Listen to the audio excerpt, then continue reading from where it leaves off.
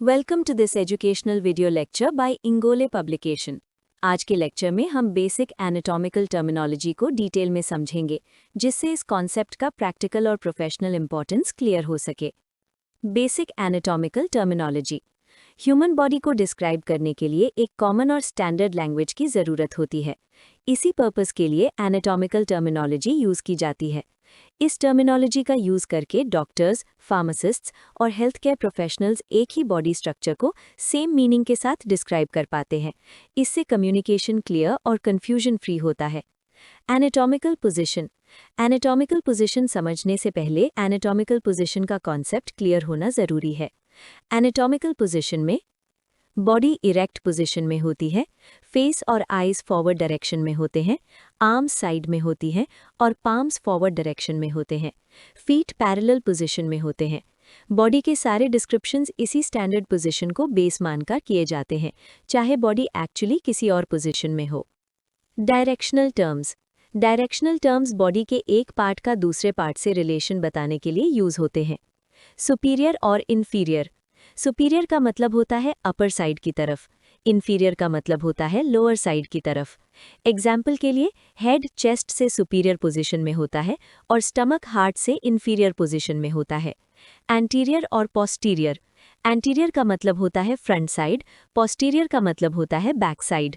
Chest anterior side पर होती है और स्पाइन पोस्टीरियर साइड पर होती है। मीडियल और लैटरल। मीडियल का मतलब होता है बॉडी के मिडलाइन के पास, लैटरल का मतलब होता है मिडलाइन से दूर। हार्ट मीडियल पोजीशन में होता है, जबकि लंग्स लैटरल साइड पर होते हैं। प्रॉक्सिमल और डिस्टल। ये टर्म्स लिम्स के लिए ज़्यादा यूज़ किए जाते हैं। प्रॉक्सिमल का मतलब होता है ओरिजिन के पास, डिस्टल का मतलब होता है ओरिजिन से दूर। शोल्डर प्रॉक्सिमल होता है और फिंगर्स डिस्टल होती हैं। Planes of the body. Body को इमेजिनरी सेक्शंस में डिवाइड करने के लिए बॉडी प्लेन्स यूज किए जाते हैं। Sagittal plane. ये प्लेन बॉडी को राइट और लेफ्ट पार्ट्स में डिवाइड करता है। Frontal plane. ये प्लेन बॉडी को एंटीरियर और पोस्टीरियर पार्ट्स में डिवाइड करता है। Transverse plane. ये प्लेन बॉडी को अपर और लोअर पार्ट्स में डिवाइड करता है। प्लेन्स का यूज इमेजिंग टेक्निक्स, सर्जरी और एनाटॉमिकल स्टडी में एक्सटेंसिवली होता है। Body cavities. ह्यूमन बॉडी में कुछ हॉलो स्पेसेस होते हैं जहां ऑर्गन्स सेफली प्लेस्ड होते हैं। इन्हें बॉडी कैविटीज़ कहा जाता है। मेजर कैविटीज़ में cranial cavity, thoracic cavity, abdominal cavity, pelvic cavity. Cavities organs को प्रोटेक्शन और प्रॉपर स्पेस प्रोवाइड करती हैं। Importance of anatomical terminology. Anatomical terminology के बिना बॉडी डिस्क्रिप्शन एम्बिग्यूअस हो जाता है, क्लिनिकल कम्युनिकेशन डिफिकल्ट हो जाती है, डायग्नोसिस और ट्रीटमेंट में कन्फ्यूजन क्रिएट हो सकता है।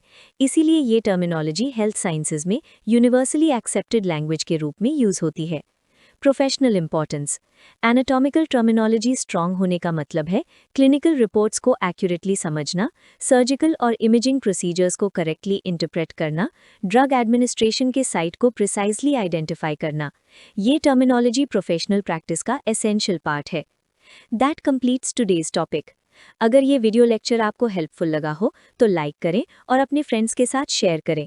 और अगर आप किसी अदर सब्जेक्ट या स्पेसिफिक टॉपिक पर लेक्चर चाहते हैं तो कमेंट सेक्शन में हमें ज़रूर बताएं। Thank you for watching this educational video lecture by Ingole publication. Keep learning, stay consistent and see you in the next video.